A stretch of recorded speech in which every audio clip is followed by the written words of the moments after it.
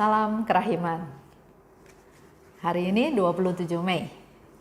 Kita akan baca dari 1559 dan 1563. Kita mulai ya.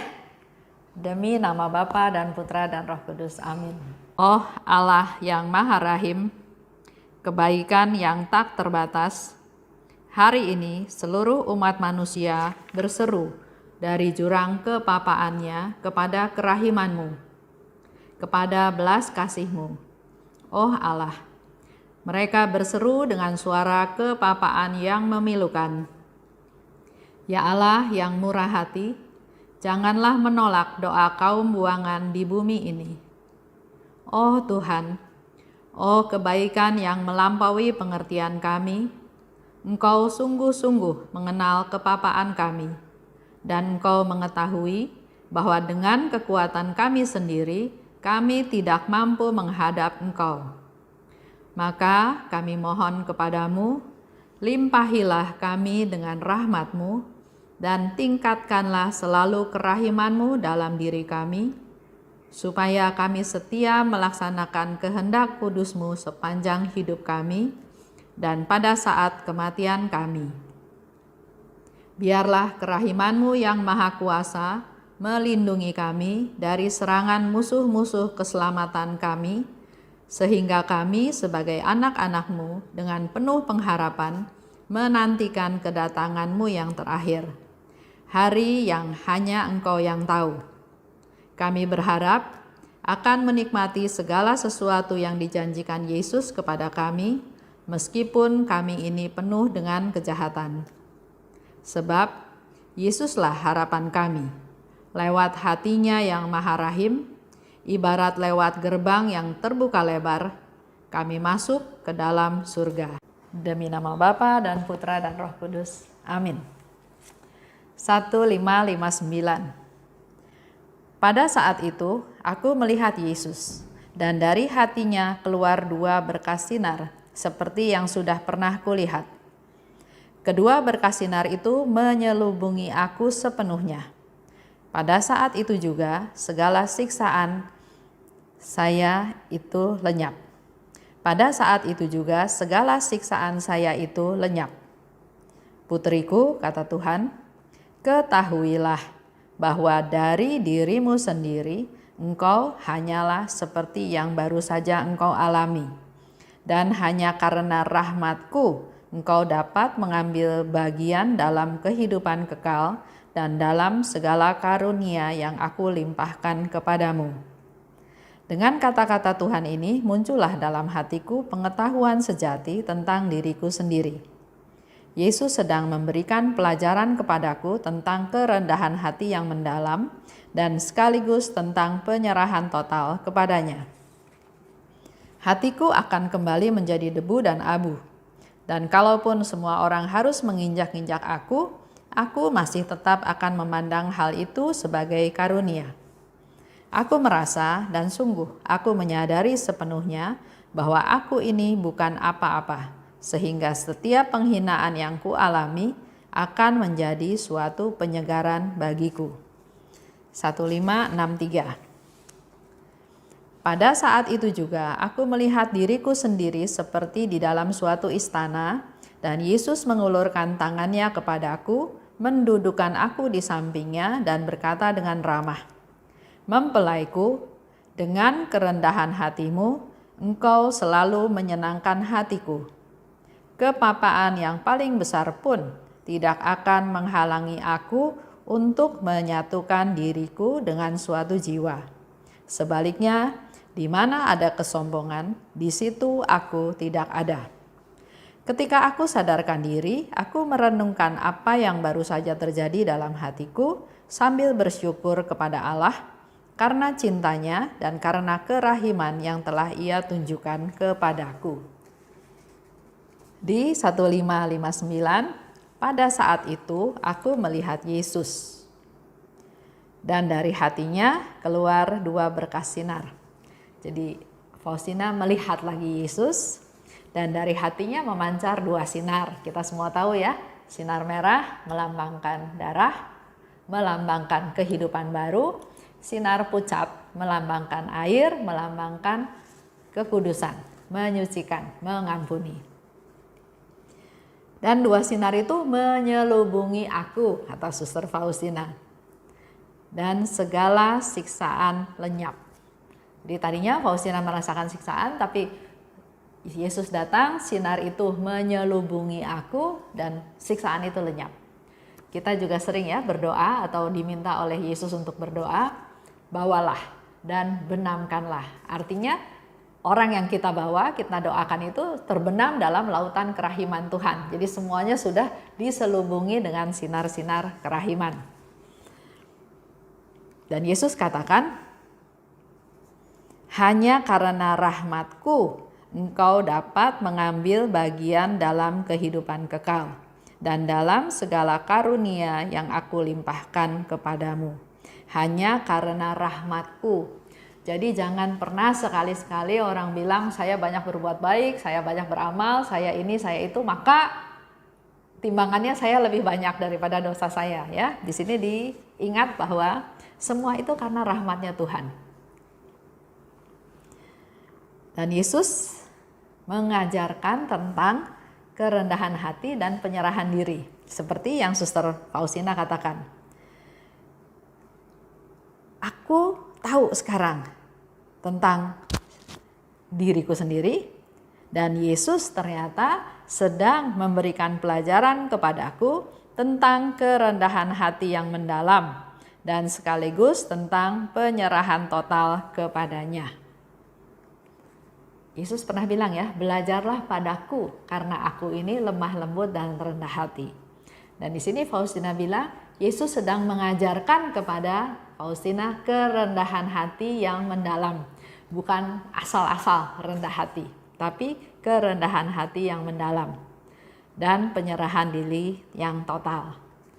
Kita baca lagi di bawahnya dikatakan, kalaupun semua orang harus menginjak-injak aku masih tetap akan memandang hal itu sebagai karunia.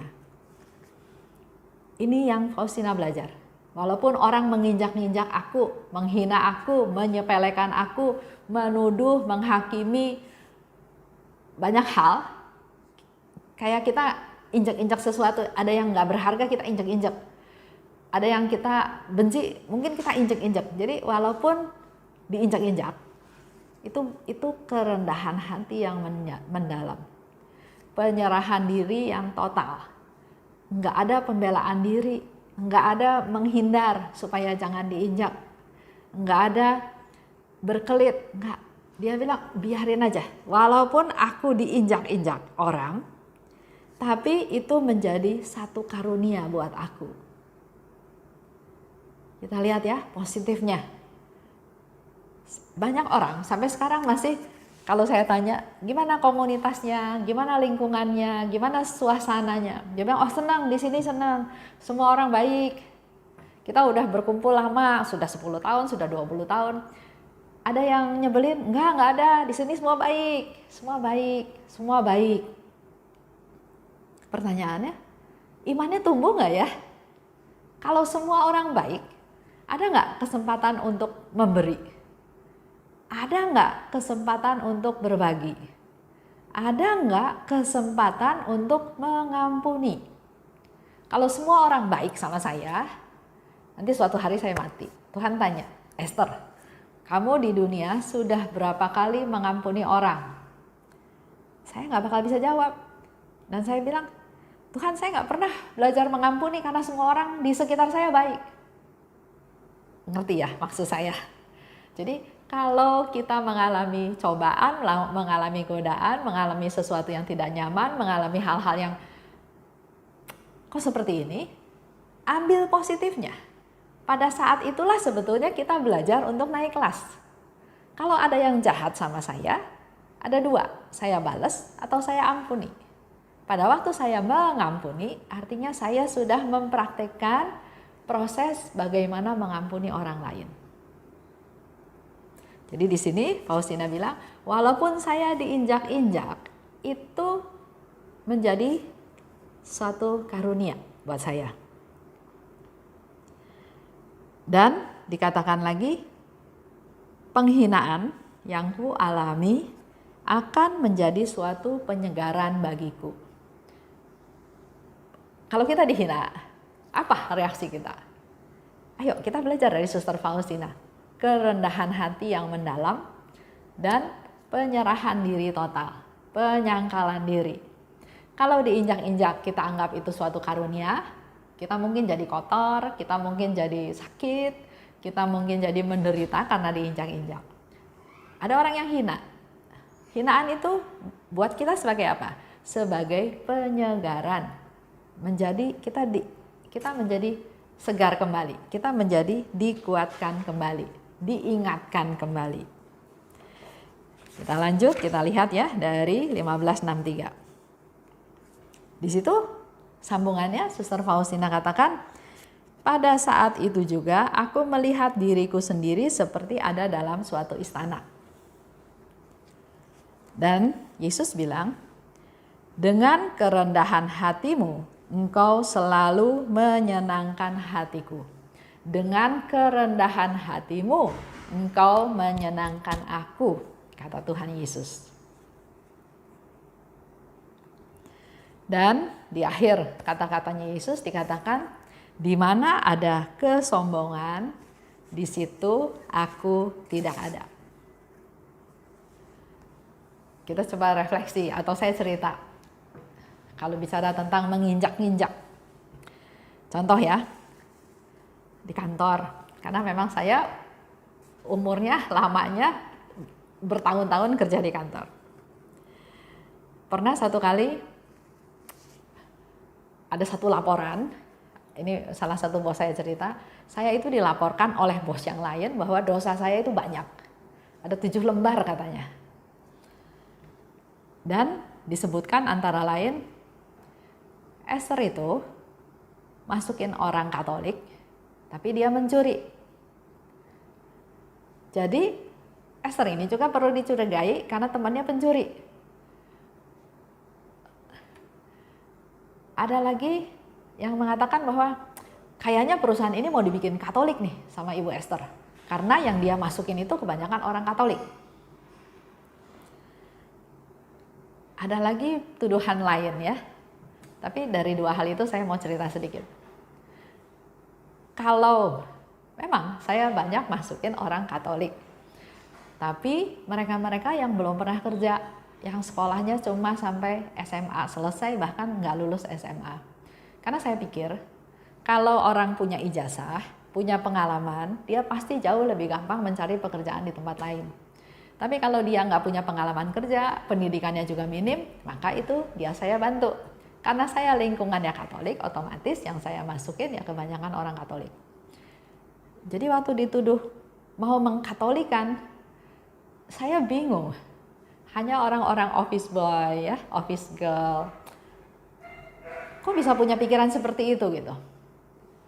Tapi hal itu nggak dibicarakan sama saya. Cuma menjadi satu laporan aja bahwa Esther ini begini. Teman yang mencuri. Saya juga nggak tahu, ada orang mau kerja, saya bantu masuk dapat pekerjaan, karena keadaan terus dia mengambil uang yang ada di kasir. Tapi pertolongan Tuhan selalu ada aja yang bela. Dia bilang, nggak usah Ibu Esther, kamu kan punya anak. Kamu bisa jamin nggak bahwa anak kamu akan jujur sepanjang segala abad? Ini semua menjadi satu cerita. Dia cerita ke saya. Bahkan bos saya yang lain bilang, ada apa sebetulnya? Kalau ada apa-apa cerita. Saya yang bingung, gimana saya mau cerita? Orang dia nggak nuduh ke saya. Dia cuma bikin laporan. Tapi di situ saya merasakan, ya ini mungkin ya yang rasanya diinjak-injak. Kita diinjak-injak, tapi kita nggak bisa bela diri, nggak bisa menghindar, nggak bisa lari. Tapi ya sudahlah, dijalani saja. Dan di situ saya juga tetap punya prinsip, kalau Tuhan izinkan ini terjadi, ya pasti terjadi. Tapi kalau Tuhan nggak izinkan, harusnya nggak bakal bisa terjadi. Tapi karena terjadi, artinya Tuhan punya tujuan, Tuhan punya maksud.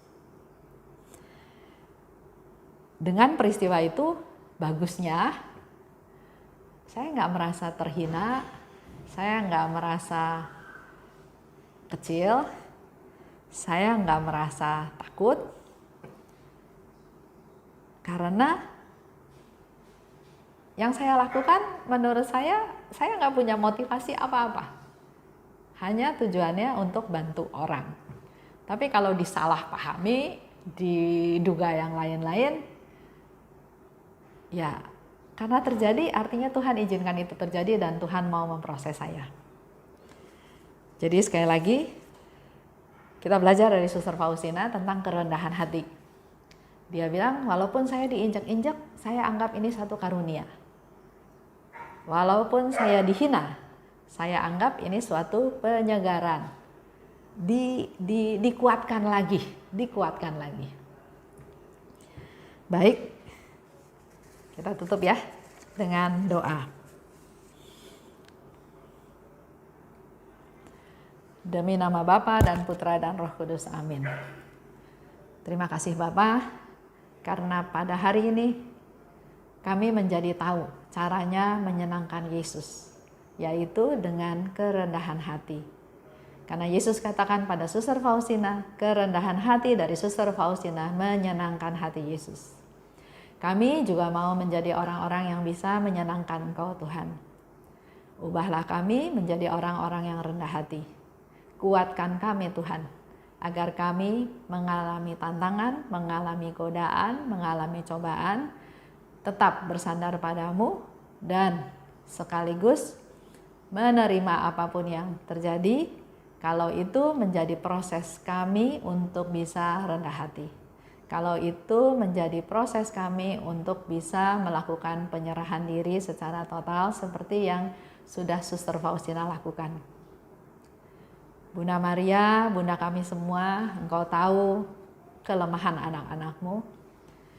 Kami mohon rahmat-Mu, kami mohon doa syafaat-Mu, doakan kami ya Bunda, agar kami bisa menyenangkan hati Putra-Mu, Tuhan kami Yesus Kristus. Terimalah salam kami ya Bunda. Salam Maria, penuh rahmat, Tuhan sertamu, terpujilah Engkau di antara wanita dan terpujilah buah tubuh-Mu Yesus. Santa Maria, Bunda Allah, doakanlah kami yang berdosa ini sekarang dan waktu kami mati. Amin. Santa Faustina, doakanlah kami. Demi nama Bapa dan Putra dan Roh Kudus. Amin. Salam kerahiman.